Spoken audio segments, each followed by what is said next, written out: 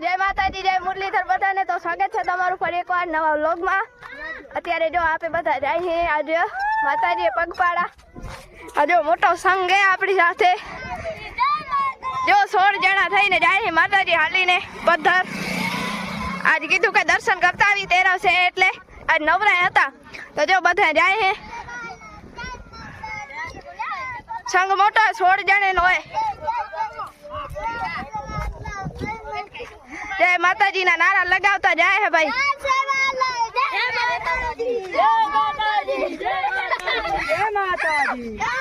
જય માતાજી. હાલો તો મિત્રો આપણે આવી ગયા માતાજી ના મંઢે પથ્થર. ચાલો તમે એને દર્શન કરાવી દો. તો જો તમે કરી લો માતાજી ના દર્શન. ચામુંડા માતાજી ના દર્શન કરી લો.